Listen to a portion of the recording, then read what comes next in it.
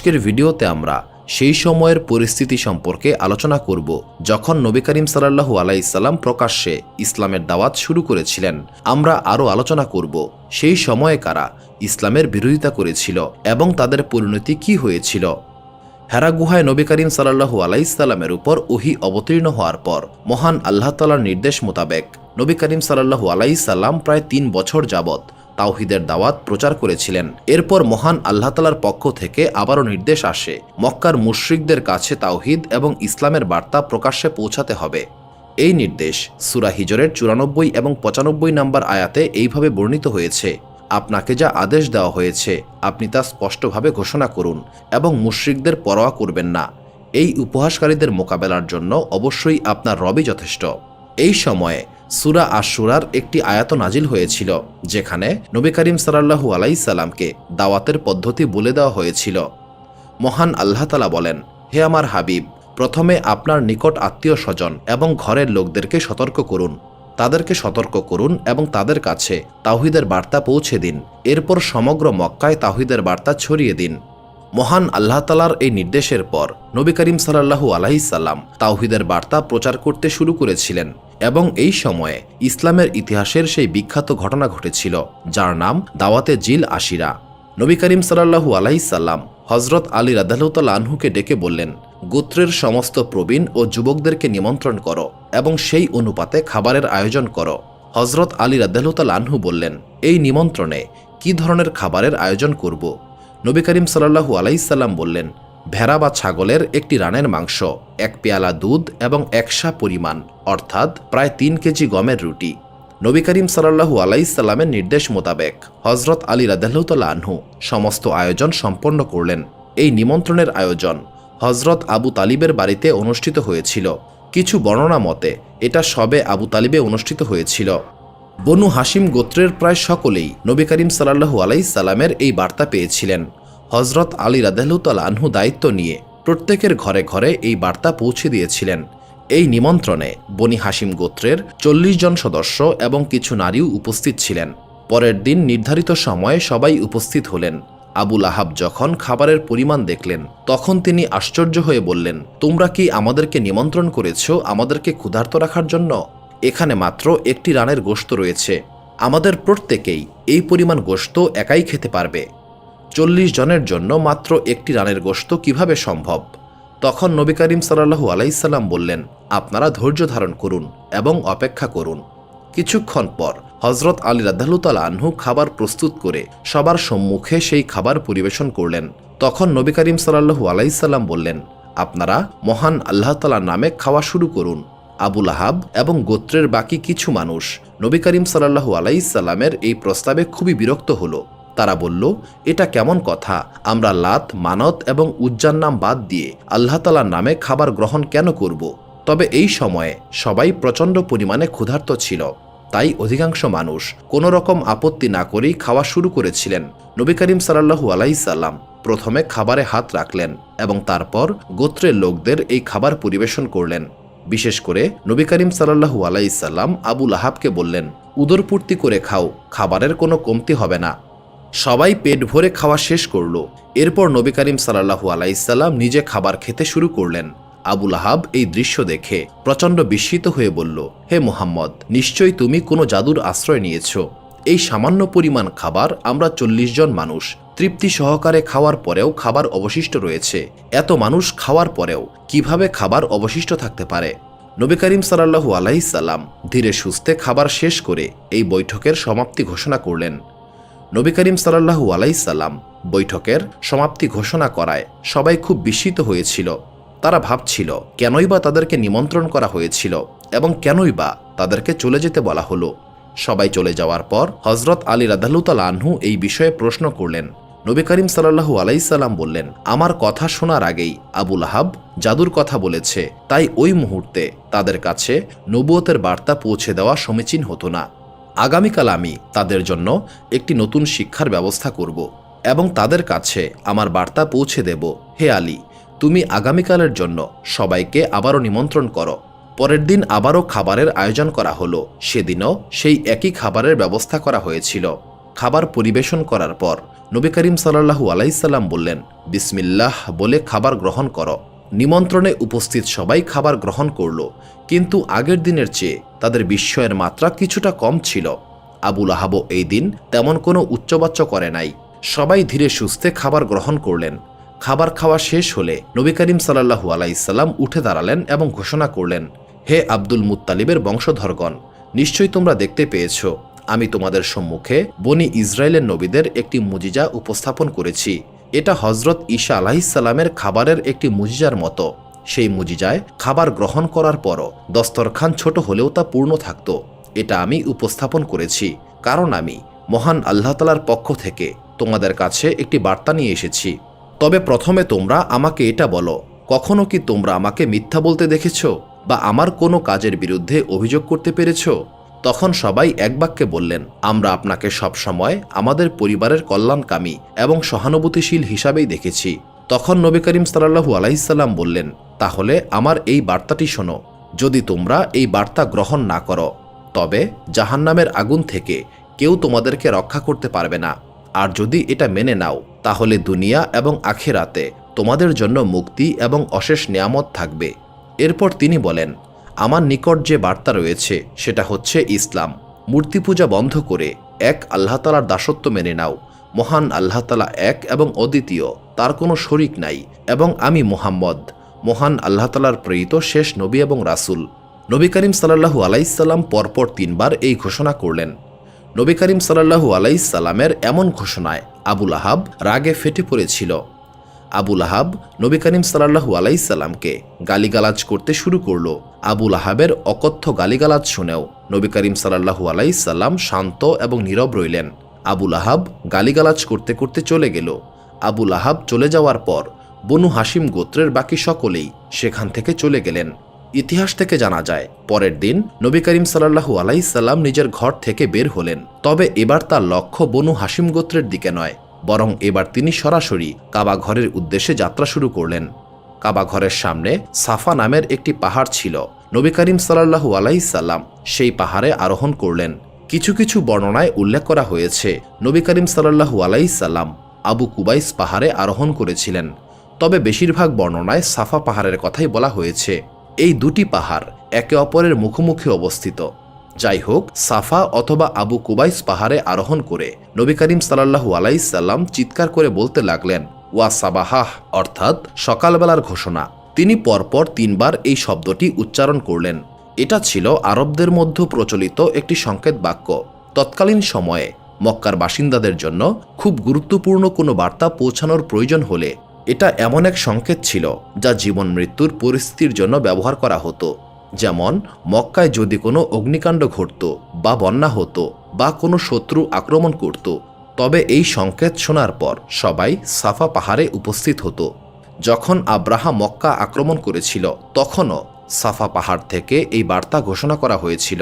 নবী করিম সাল্লাল্লাহু আলাইহি সাল্লাম যখন ওয়া সাবাহাহ ধ্বনি উচ্চারণ করেছিলেন, তখন এই ধ্বনি মক্কার দূর দূরান্ত পর্যন্ত ছড়িয়ে পড়েছিল।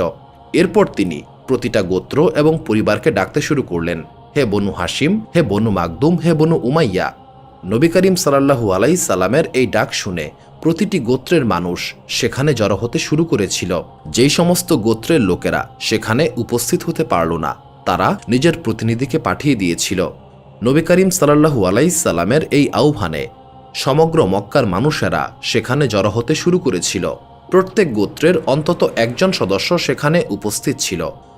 নবী করিম সাল্লাল্লাহু আলাইহি সাল্লাম ওয়া সাবাহাহ ধ্বনি উচ্চারণ করার পর নিশ্চিন্তে সাফা পাহাড়ের উপর দাঁড়িয়েছিলেন। সবাই উপস্থিত হবার পর কেউ একজন প্রশ্ন করল, হে মুহাম্মদ, তুমি কি কারণে সবাইকে এখানে আহ্বান করেছ? তখন নবী করিম সাল্লাল্লাহু আলাইহি সাল্লাম প্রথমে প্রশ্ন করলেন, যদি আমি তোমাদেরকে কোনো কথা বলি, তবে কি তোমরা তা বিশ্বাস করবে নাকি মিথ্যা মনে করবে? তখন সকল গোত্রের মানুষ একসঙ্গে বলল, আমরা আপনাকে সব সময় সত্যবাদী এবং বিশ্বাসযোগ্য হিসেবে পেয়েছি। আমরা কখনোই আপনার কথায় সন্দেহ করব না। এরপর নবী করিম সাল্লাল্লাহু আলাইহি সাল্লাম বললেন, যদি আমি বলি এই পাহাড়ের পেছনে শত্রুদের একটি বাহিনী আত্মগোপন করে আছে এবং তারা যে কোনো সময় তোমাদের উপর আক্রমণ করবে, তবে কি তোমরা আমার কথা বিশ্বাস করবে? সবাই বলল, অবশ্যই আমরা আপনার কথা বিশ্বাস করব। তখন নবী করিম সাল্লাল্লাহু আলাইহি সাল্লাম বললেন, আমার এই কথা তোমরা কেন বিশ্বাস করবে? তখন সকল গোত্রের মানুষেরা বলল, কারণ আমরা কখনোই আপনাকে মিথ্যা বলতে শুনিনি। এইভাবে সাক্ষ্য নেওয়ার পর নবী করিম সাল্লাল্লাহু আলাইহি সাল্লাম বললেন, আমি তোমাদের কাছে মহান আল্লাহ তাআলার বার্তা নিয়ে এসেছি। বর্তমানে তোমরা যে পথে রয়েছ সেই পথের শেষ পরিণাম ধ্বংস। তোমরা মহান আল্লাহ তাআলাকে ছেড়ে অসংখ্য মিথ্যা দেবতাকে উপাস্য বানিয়েছ।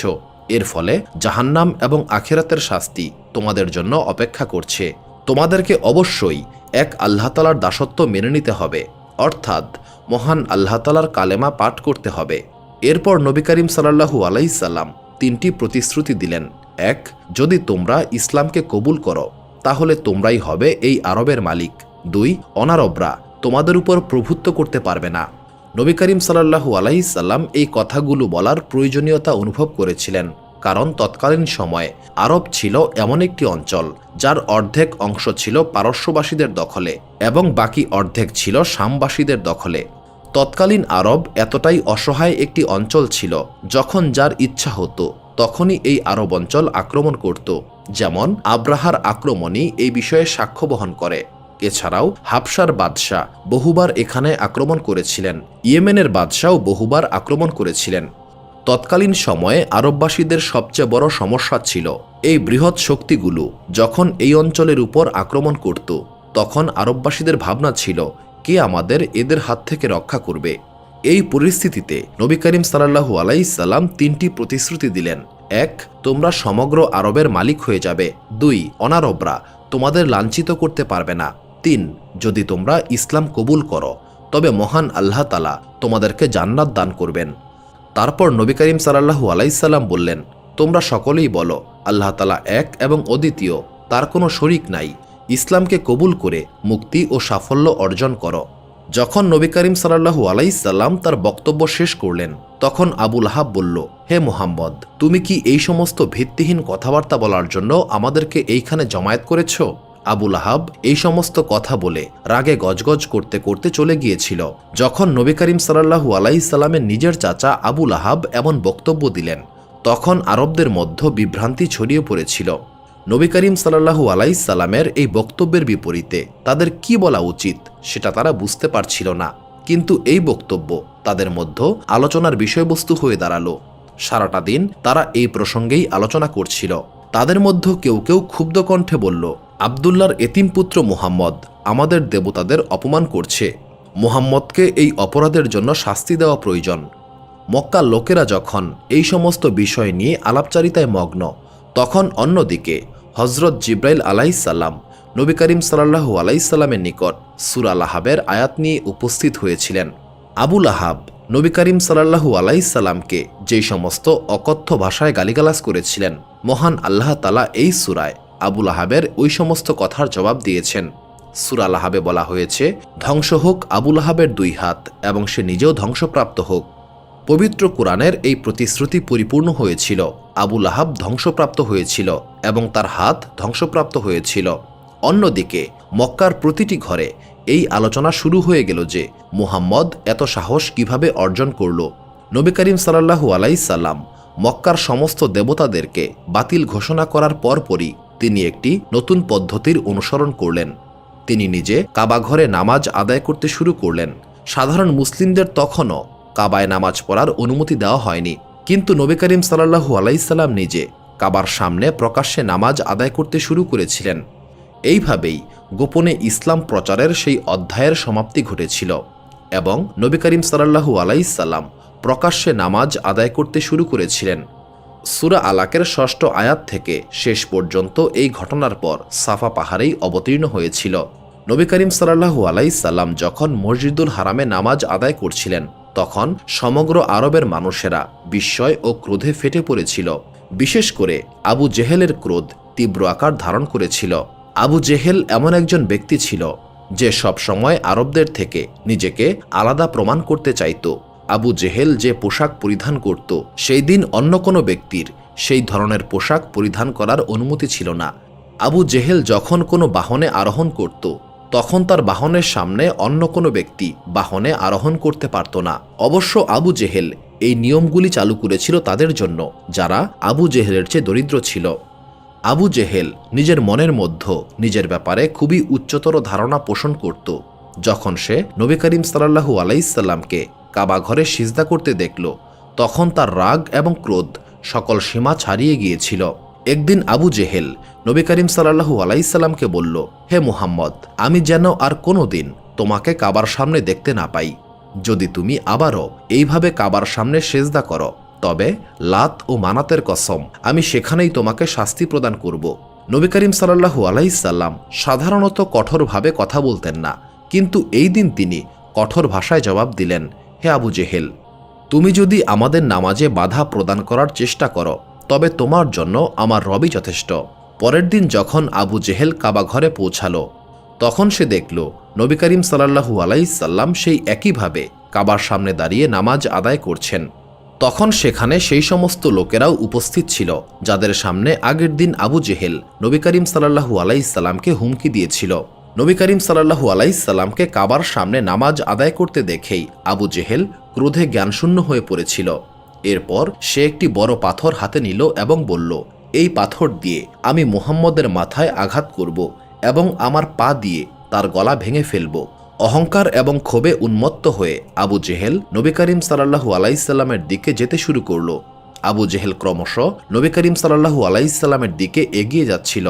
কিন্তু যখন সে নবী করিম সাল্লাল্লাহু আলাইহি সাল্লামের নিকটে পৌঁছালো, তখন কাবার উপস্থিত অন্য সবাই দেখতে পেল আবু জেহেল পাথর নিক্ষেপ করার জন্য হাত তুলেছে এবং সেই পাথর তার গলায় আটকে গেল এবং তার হাত স্থির হয়ে গিয়েছিল। এরপর আবু জেহেল প্রচণ্ড ভয়ে চিৎকার করে উঠল এবং ফিরে আসার চেষ্টা করতে লাগল, কিন্তু শেষ পর্যন্ত কোনো উপায় করতে না পেরে আবু জেহেল নির্লজ্জের মতো নবী করিম সাল্লাল্লাহু আলাইহি সাল্লামকে বলল, হে মুহাম্মদ, আমাকে রক্ষা করুন, আমি আর কখনোই আপনার বিরুদ্ধে কথা বলবো না। নবী করিম সাল্লাল্লাহু আলাইহি সাল্লাম হাত দিয়ে ইশারা করলেন এবং সঙ্গে সঙ্গে পাথর মাটিতে পড়ে গেল। এরপর আবু জেহেল কাপুরুষের মতো সেখান থেকে দৌড়ে পালিয়ে গিয়েছিল। যখন সে ফেরত এলো, তার সঙ্গীরা তাকে জিজ্ঞাসা করল, হে আবু জেহেল, আপনি তো মুহাম্মদকে হত্যা করার উদ্দেশ্যে গিয়েছিলেন, কিন্তু এরপর আপনার কি হয়েছিল? এই প্রশ্নের জবাবে আবু জেহেল বলল, লাত আর উজ্জার কসম, আমি যখন মুহাম্মদের নিকটে গেলাম, তখন আমি আমার এবং মুহাম্মদের মাঝে আগুনে পরিপূর্ণ একটি বিশাল পরীক্ষা দেখতে পেলাম। সেই আগুনের খুব কাছেই আমি এমন কিছু পাখি দেখতে পেয়েছিলাম যাদের ডানা অনেক বড় এবং তাদের ভয়ঙ্কর নখ ছিল। আমার মনে হচ্ছিল ওরা যেন আমাকে আক্রমণ করবে, এই কারণে আমি সেখান থেকে ফিরে এসেছি। এই ব্যাপারে নবী করিম সাল্লাল্লাহু আলাইহি সাল্লাম পরে ইরশাদ করেছিলেন, যদি আবু জেহেল আর একটা কদমও এগিয়ে যেত, তবে ফেরেশতারা তার দেহটাকে টুকরো টুকরো করে ফেলত। হিজরির দ্বিতীয় বছরে যখন বদরের যুদ্ধ সংঘটিত হয়েছিল, তখন আবু জেহেলের মৃতদেহ অন্যান্য মুশরিকদের মৃতদেহের সঙ্গেই পড়েছিল। এরপর তার মস্তক ছিন্ন করার আগে কিছু মুসলিম এগিয়ে এসে তার কপালের চুল টেনে সেই গর্তে ফেলে দিয়েছিল যেখানে মুশরিকদের মৃতদেহ ফেলা হচ্ছিল। পরে নবী করিম সাল্লাল্লাহু আলাইহি সাল্লাম আবু জেহেলের মৃতদেহকে এনে তার মস্তক ছিন্ন করার নির্দেশ দিয়েছিলেন। এতে পবিত্র কোরআনের সেই ভবিষ্যৎবাণী সত্য প্রমাণিত হয়েছিল। পবিত্র কোরআনের ভাষায়, যদি সে তার কর্ম থেকে বিরত না হয়, তবে আমরা তার কপাল ধরে তাকে টেনে নিয়ে যাব। পরে মুসলিমরা বুঝতে পেরেছিল যে মুশরিকদের এতগুলো মৃতদেহের মধ্যে কেবল একজনকে কপাল ধরে টেনে নিয়ে যাওয়া হয়েছিল এবং সেই ছিল আবু জেহেল। এই জন্যই পবিত্র কোরআনে ঘোষণা করা হয়েছিল, তারপর আমরা তাকে জাহান্নামে নিক্ষেপ করব। ইতিহাস থেকে জানা যায়, আবু জেহেলই ছিল প্রথম ব্যক্তি যে নবী করিম সাল্লাল্লাহু আলাইহি সাল্লামের প্রধান শত্রু হিসেবে সামনে এসেছিল। নবী করিম সাল্লাল্লাহু আলাইহি সাল্লামের উপর প্রথম আক্রমণ এই আবু জেহেলই করেছিল। আবু জেহেলের পর দ্বিতীয় যে ব্যক্তি নবী করিম সাল্লাল্লাহু আলাইহি সাল্লামের বিরুদ্ধে শত্রুতা করেছিল, সে ছিল ওয়ালিদ ইবনে মুগিরা। এই ওয়ালিদ ইবনে মুগিরার প্রচুর সম্পদ ছিল এবং তার অসংখ্য সন্তান ছিল। তৎকালীন আরব সমাজে এই দুটি বিষয় ছিল সবচেয়ে গুরুত্বপূর্ণ, এক সম্পদ এবং দুই অসংখ্য সন্তান। তৎকালীন আরব সমাজে যার সম্পদ এবং সন্তান বেশি ছিল, সে তত বেশি অহংকারী এবং ঔদ্ধত্যপূর্ণ ছিল। নবী করিম সাল্লাল্লাহু আলাইহি সাল্লাম যখন প্রকাশ্যে ইসলামের দাওয়াত শুরু করেছিলেন এবং সাফা পর্বতে তাওহীদের ঘোষণা করেছিলেন, এরপরেই মসজিদুল হারামে প্রথম আক্রমণ আবু জেহেলের পক্ষ থেকেই হয়েছিল। এরপরে দ্বিতীয় আক্রমণ আসে ওয়ালিদ ইবনে মুগিরার পক্ষ থেকে। ওয়ালিদ ইবনে মুগিরা আবু জেহেলের সহযোগী হয়ে নবী করিম সাল্লাল্লাহু আলাইহি সাল্লামের বিরুদ্ধে সর্বগ্রাসী চক্রান্তে লিপ্ত হয়েছিল। এই ব্যাপারে পবিত্র কোরআনের সেই আয়াত নাজিল হয়েছিল যা সূরা কলমে রয়েছে। পবিত্র কোরআনের ভাষায়, হে রাসূল, আপনি সাবধান থাকুন, তার কথায় বিভ্রান্ত হবেন না, যে খুব বেশি কসম খায় এবং চরম হীন মানসিকতার মানুষ। পবিত্র কোরআনে আরও বলা হয়েছে, সে এমন ব্যক্তি যে অন্যের দোষ খুঁজে বেড়ায়, পরনিন্দা তার স্বভাব, নিজে সৎ পথে চলে না এবং অন্যদেরকেও সৎ পথে চলতে দেয় না, নিজের স্বার্থে অন্যদের থেকে দূরে থাকে, পাপী এবং অত্যন্ত কঠোর স্বভাবের। এই সব কিছুর পরেও সে একজন নিকৃষ্ট ব্যক্তি। পবিত্র কোরআনে ওয়ালিদের এই 9টি বৈশিষ্ট্য উল্লেখ করে আরও বলা হয়েছে, তার কাছে প্রচুর সম্পদ এবং অসংখ্য সন্তান রয়েছে, কিন্তু যখন তার সামনে এই আয়াতগুলো পাঠ করা হয় তখন সে বলে, তুমি আমাদের সামনে কি পড়া শুরু করলে? এগুলো হচ্ছে প্রাচীন লোকদের গল্পকথা, বাস্তবতার সঙ্গে এর কোনো সম্পর্ক নেই। এরপর পবিত্র কোরআনে ঘোষণা করা হয়, আপনার রব শীঘ্রই তার এই উঁচু এবং লম্বা নাককে আঘাত করবে। এই সেই নাক যার বিষয়ে সে বলতো, আমরা কিভাবে একজন এতিমের কথা মেনে নিয়ে আমাদের নাককে নিচু করব। ইতিহাসে উল্লেখ রয়েছে, ওয়ালিদ ইবনে মুগিরা বদরের যুদ্ধে অংশ নিয়েছিল। সে যুদ্ধক্ষেত্র থেকে পালিয়ে এসেছিল। পালানোর সময় একজন মুসলিম যোদ্ধার তরবারির আঘাতে ওয়ালিদ ইবনে মুগিরার নাক কেটে গিয়েছিল। সেই মুসলিম যোদ্ধা নিজেও জানত না সে কাকে আঘাত করেছে। এই সম্পর্কিত একটি দারুণ মজার তথ্য ইতিহাসে পাওয়া যায়। ওয়ালিদ ইবনে মুগিরার সমস্ত দোষ পবিত্র কোরআনে তুলে ধরা হয়েছিল। পবিত্র কোরআনে তার 9টি দোষের কথা উল্লেখ করা হয়েছিল। এর মধ্যে প্রথম 8টি ছিল এমন বিষয় যা মক্কার সমস্ত লোকেরাই জানত, কিন্তু 9ম বিষয়টি পবিত্র কোরআনে প্রথমবার বলা হয়েছিল। পবিত্র কোরআনের ভাষায়, তার বংশ পরিচয় সঠিক নয় এবং সে বৈধ পন্থায় জন্মগ্রহণ করেনি। মক্কায় যখন এই কথা প্রচার হতে লাগল তখন লোকেরা মজা করে এই আয়াতগুলো তেলাওয়াত করত, সেটা মুসলিম হোক কিংবা কাফের। ওয়ালিদ ইবনে মুগিরা যখন এই কথা শুনল তখন সে রাগে ফেটে পড়েছিল। সে একটি তলোয়ার নিয়ে তার বৃদ্ধা মায়ের নিকট উপস্থিত হল। তলোয়ার তার মায়ের গলায় রেখে বলল, আমাকে সত্যি করে বলো, আমাকে আমার পিতার ব্যাপারে সত্য কথা বলো, আমাকে জানাও আমার পিতা কে ছিলেন। মুগিরার বৃদ্ধা মা তলোয়ারের ভয়ে সত্য কথা বলে দিলেন। তখন ওয়ালিদ ইবনে মুগিরা বুঝতে পারল যে কোরআনের বক্তব্য সম্পূর্ণই সত্য। পবিত্র কোরআনের এই অলৌকিকতা সেই সময়কার আরব সমাজে বিস্ময়ের সৃষ্টি করেছিল। লোকেরা অবাক হয়ে গিয়েছিল। পবিত্র কোরআনের এই আয়াতের সত্যতা দেখে অনেক মানুষ ইসলামকে কবুল করতে শুরু করেছিল। নবী করিম সাল্লাল্লাহু আলাইহি সাল্লামের প্রথম সংঘাত হয়েছিল আবু জেহেলের সঙ্গে, দ্বিতীয় সংঘাত হয়েছিল ওয়ালিদের সঙ্গে। তবে আবু জেহেলের সঙ্গে সংঘাত এতটা বিপজ্জনক ছিল না, কারণ আবু জেহেল মনে মনে নবী করিম সাল্লাল্লাহু আলাইহি সাল্লামকে ভয় করত। আমরা আমাদের পূর্বের একটি ভিডিওতে এক এতিম শিশুর ঘটনা বর্ণনা করেছিলাম। আবু জেহেল যার দায়িত্ব গ্রহণ করেছিল এবং এই শিশুটির সম্পদ দখল করার পর তাকে ঘর থেকে বের করে দিয়েছিল। ওই এতিম শিশুটির তখন পোশাক বা খাবার কিছুই ছিল না। মক্কার পরিবেশ সম্পর্কে এই শিশুটি কিছুই জানত না এবং এটাও জানত না যে ন্যায় বিচারের জন্য সে কার নিকটে যাবে। মক্কার কিছু মানুষ এই বিষয়টিকে নিয়ে একটি ষড়যন্ত্রে লিপ্ত হলো। এই বিষয়টাকে কেন্দ্র করে মুহাম্মদ সাল্লাল্লাহু আলাইহি সাল্লাম এবং আবু জেহেলের মধ্যে একটা যুদ্ধ বাঁধানোর পরিকল্পনা করা হলো। তারা সেই এতিম শিশুটিকে বলল, তুমি বনু হাশিম গোত্রের মুহাম্মদের কাছে যাও, একমাত্র তিনিই তোমার অধিকার আদায় করে দিতে সক্ষম হবেন। তখন সেই শিশু নবী করিম সাল্লাল্লাহু আলাইহি সাল্লামের বাড়িতে গেল এবং বলল, আমার অধিকার আবু জেহেলের নিকট থেকে আদায় করে দিন। নবী করিম সাল্লাল্লাহু আলাইহি সাল্লাম শিশুটিকে নিয়ে আবু জেহেলের বাড়িতে গেলেন। আবু জেহেল নবী করিম সাল্লাল্লাহু আলাইহি সাল্লামকে দেখে খুবই অবাক হলো। সে নবী করিম সাল্লাল্লাহু আলাইহি সাল্লামকে প্রশ্ন করল, হে মুহাম্মদ, তুমি কি কারণে আমার বাড়িতে আগমন করেছ? তখন নবী করিম সাল্লাল্লাহু আলাইহি সাল্লাম বললেন, এই এতিমের সম্পূর্ণ সম্পদ ফিরিয়ে দাও। নবী করিম সাল্লাল্লাহু আলাইহি সাল্লামের এই হুকুমে আবু জেহেলের হৃদয়ে প্রচণ্ড ভয়ের সৃষ্টি হলো।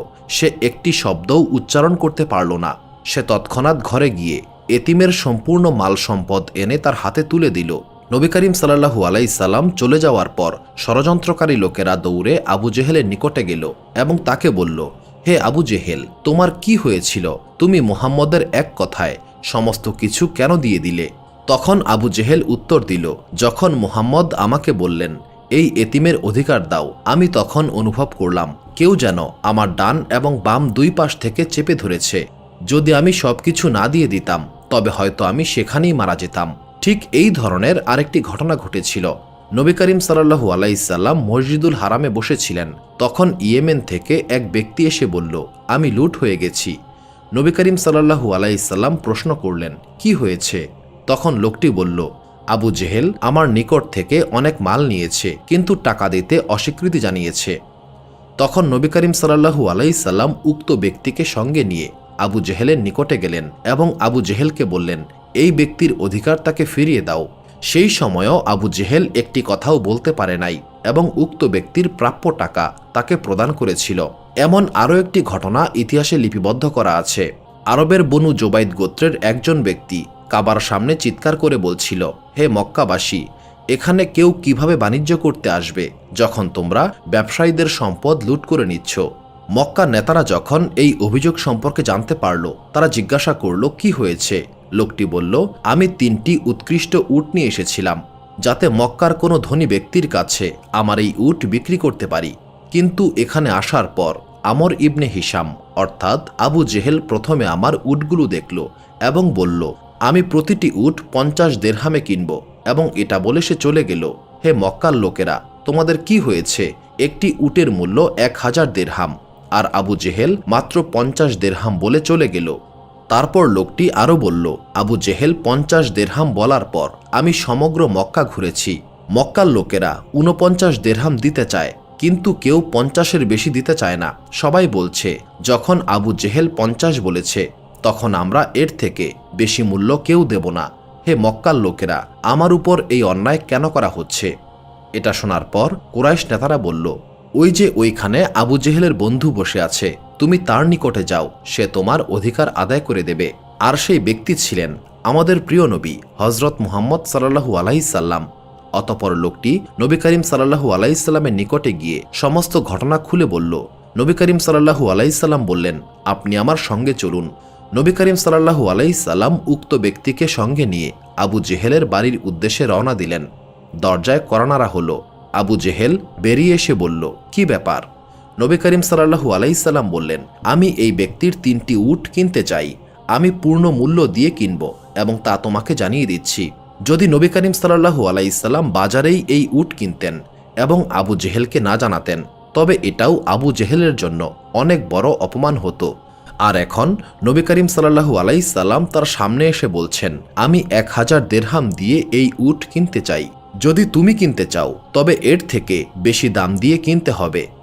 আবু জেহেলের পরিচিত লোকেরা জানত আবু জেহেল এবং মুহাম্মদ সাল্লাল্লাহু আলাইহি সাল্লামের মধ্যে এখনই যুদ্ধ শুরু হয়ে যাবে এবং এখানে রক্তের বন্যার সৃষ্টি হবে। কিন্তু সবাই অবাক হয়ে দেখল, নবী করিম সাল্লাল্লাহু আলাইহি সাল্লাম উট নিয়ে শান্তভাবে কোনো বাধা ছাড়াই চলে গেলেন। আবু জেহেল সম্পূর্ণ নীরব ছিল। নবী করিম সাল্লাল্লাহু আলাইহি সাল্লাম তার 3টি উটই কিনলেন এবং সম্পূর্ণ মূল্য দিয়ে কিনলেন এবং উটগুলো নিয়ে নিজের বাড়ির দিকে রওনা হলেন। তখন লোকেরা আবু জেহেলকে জিজ্ঞাসা করল, তুমি মুহাম্মদকে এত সহজেই যেতে দিলে কেন? আবু জেহেল বলল, যখন মুহাম্মদ আমার সামনে এলো, আমি দেখতে পেলাম মুহাম্মদের সঙ্গে 2জন বর্শাধারী রয়েছে এবং সেই বর্শাধারী 2জন তাদের বর্শা আমার বুকে ধরে রেখেছে। যদি আমি একটা কথাও বলতাম, তবে সেই বর্শাগুলো আমার বুকে ঢুকে যেত। আবু জেহেল নবী করিম সাল্লাল্লাহু আলাইহি সাল্লামের সবচেয়ে বড় শত্রু হওয়া সত্ত্বেও আবু জেহেল নবী করিম সাল্লাল্লাহু আলাইহি সাল্লামকে প্রচণ্ড ভয় পেত। আবু জেহেল কখনোই নবী করিম সাল্লাল্লাহু আলাইহি সাল্লামের মুখোমুখি শত্রুতা করার সাহস করত না। আবু জেহেলের শত্রুতার একটা সীমা ছিল, কিন্তু কুরাইশের এমন 6 জন ব্যক্তি ছিল যারা নবী করিম সাল্লাল্লাহু আলাইহি সাল্লামের বিরুদ্ধে ষড়যন্ত্র করাকে তাদের জীবনের একমাত্র লক্ষ্য বানিয়ে ফেলেছিল। তাদের অভ্যাস ছিল, যখনই নবী করিম সাল্লাল্লাহু আলাইহি সাল্লাম বাড়ির বাইরে বের হতেন, তারা নবী করিম সাল্লাল্লাহু আলাইহি সাল্লামের সামনে গিয়ে তাকে অপমান করত, তার মুখে মাটি ছুঁড়ে মারত এবং তার উদ্দেশ্যে থুতু নিক্ষেপ করত। এই 6 জন ব্যক্তি হচ্ছে: 1 ওয়ালিদ ইবনে মুগিরা, 2 আশ ইবনে ওয়াইল, 3 উতবা ইবনে মুতালিব, 4 উতবা ইবনে আবদে ইয়াগুস, 5 হারিস ইবনে তালাত এবং 6 হারিস ইবনে কায়েস। এই 6 জন ব্যক্তির অত্যাচারের মাত্রা সমস্ত সীমা অতিক্রম করে ফেলেছিল। তারা থুতু নিক্ষেপ করত, মাটি ছুঁড়ে মারত এবং তারা প্রতিদিন নবী করিম সাল্লাল্লাহু আলাইহি সাল্লামকে অকথ্য ভাষায় গালিগালাজ করত। নবী করিম সাল্লাল্লাহু আলাইহি সাল্লাম নীরবে এই সমস্ত কিছুই সহ্য করতেন এবং ধৈর্য ধারণ করতেন। কিন্তু মহান আল্লাহ তাআলা নবী করিম সাল্লাল্লাহু আলাইহি সাল্লামকে যখন নবুয়তের দায়িত্ব দিয়েছিলেন, তখন নবী করিম সাল্লাল্লাহু আলাইহি সাল্লামকে একটি প্রতিশ্রুতি দিয়েছিলেন, আর তা হচ্ছে, হে রাসূল, আপনি প্রকাশ্যে দাওয়াত দিন এবং মুশরিকদের উপেক্ষা করুন। যারা আপনাকে উপহাস করে তাদের মোকাবেলার জন্য আপনার রবই যথেষ্ট। যখন নবী করিম সাল্লাল্লাহু আলাইহি সাল্লামকে কষ্ট দেওয়ার সমস্ত সীমা অতিক্রম করে ফেলা হলো, তখন হযরত জিবরাইল আলাইহিস সালাম নবী করিম সাল্লাল্লাহু আলাইহি সাল্লামের সঙ্গে দেখা করলেন এবং বললেন, বলুন, কে আপনাকে কষ্ট দিচ্ছে? নবী করিম সাল্লাল্লাহু আলাইহি সাল্লাম নীরব রইলেন। ঠিক এই সময়ে ওয়ালিদ ইবনে মুগিরা সেই রাস্তা দিয়ে বাজারের উদ্দেশ্যে যাচ্ছিল। তখন জিবরাইল আলাইহিস সালাম বললেন, এই লোকটি কি আপনাকে বিদ্রুপকারীদের মধ্য একজন? নবী করিম সাল্লাল্লাহু আলাইহি সাল্লাম মাথা নিচু করে মৌন সম্মতি দিলেন, তবে মুখে কিছুই বললেন না। এরপর জিবরাইল আলাইহিস সালাম তার একটি আঙ্গুল দিয়ে ওয়ালিদ ইবনে মুগিরার দিকে ইঙ্গিত করলেন। এই ইঙ্গিতের ফল এই হলো, তখন ওয়ালিদ ইবনে মুগিরা এক তীর প্রস্তুতকারকের দোকানের সামনে দিয়ে যাচ্ছিল। তীর প্রস্তুতকারকরা কাঠ দিয়ে তীর প্রস্তুত করত এবং সেই কাঠের ছোট ছোট টুকরা মাটিতে পড়ে থাকত, যাদের শত্রুতার সীমা ছাড়িয়ে যায়। পরম করুণাময় মহান আল্লাহ তাআলা তাদেরকে অপমানজনক মৃত্যু প্রদান করেন। ওয়ালিদ যখন তীর প্রস্তুতকারকের দোকানের সামনে দিয়ে যাচ্ছিল, তখন মাটিতে পড়ে থাকা ছোট্ট কাঠের টুকরা তার পায়ে ঢুকে যায়। কাঠের টুকরা তার পায়ে ঢুকে যাওয়ার কারণে তার প্রচণ্ড রক্তক্ষরণ শুরু হয়ে যায়। কিন্তু ওয়ালিদ ইবনে মুগিরা এতটাই অহংকারী ছিল যে সে নিজের পায়ে ঝুঁকে সেই কাঠের টুকরাটি বের করতেও অপমান বোধ করল। তাই সে পায়ে কাঠের টুকরা নিয়েই রক্তপাত হতে থাকা অবস্থায় নিজের বাড়ি পর্যন্ত পৌঁছে গেল। বাড়িতে পৌঁছে সে নিজের বিছানায় শুয়ে পড়ল। তার কন্যা তার বিছানার কাছেই ছিল। কিছুক্ষণ পর তার কন্যা এত পরিমাণ রক্ত দেখে আতঙ্কিত হয়ে উঠে দাঁড়ালো এবং চিৎকার করতে শুরু করল। ওয়ালিদ তখন তার কন্যাকে বলল, যাও, আমার পুত্রদেরকে ডেকে নিয়ে আসো। তার পুত্রদেরকে ডাকা হলো। ওয়ালিদ তার পুত্রদের সঙ্গে কিছুক্ষণ কথা বলল এবং এরপর সে জাহান্নামে পৌঁছে গেল। দ্বিতীয় ব্যক্তি ছিল আশ ইবনে ওয়াইল। এই ব্যক্তি ইসলামের শুরুতে নবী করিম সাল্লাল্লাহু আলাইহি সাল্লামকে প্রচণ্ড কষ্ট দিতেন। একদিন জিবরাইল আলাইহিস সালাম নবী করিম সাল্লাল্লাহু আলাইহি সাল্লামের পাশেই দাঁড়িয়েছিলেন। সেই সময় মক্কার বাজারের দিকে আশ ইবনে ওয়াইল যাচ্ছিল। জিবরাইল আলাইহিস সালাম প্রশ্ন করলেন, হে আল্লাহ তাআলার রাসূল সাল্লাল্লাহু আলাইহি সাল্লাম, এই লোকটিও কি আপনাকে অনবরত কষ্ট দিচ্ছে? নবী করিম সাল্লাল্লাহু আলাইহি সাল্লাম মাথা নিচু করে সম্মতি দিলেন। তখন জিবরাইল আলাইহিস সালাম তার একটি আঙ্গুল দিয়ে একটি ইঙ্গিত করলেন। আশ ইবনে ওয়াইল সামনে এগিয়ে চলছিল। এমন সময় সে একটি পাহাড়ে আরোহণ করল এবং একটি কাঁটা তার পায়ে ঢুকে গেল। কাঁটা পায়ে ঢোকার ফলে সে এতটাই যন্ত্রণা পাচ্ছিল যে সে চিৎকার করে বলতে লাগলো, মুহাম্মদের আল্লাহ আমাকে হত্যা করে ফেলবেন। এই যন্ত্রণার মধ্যেই সে মারা গেল এবং জাহান্নামে পৌঁছে গেল। এই দিকে নবী করিম সাল্লাল্লাহু আলাইহি সাল্লাম সেখানেই দাঁড়িয়েছিলেন।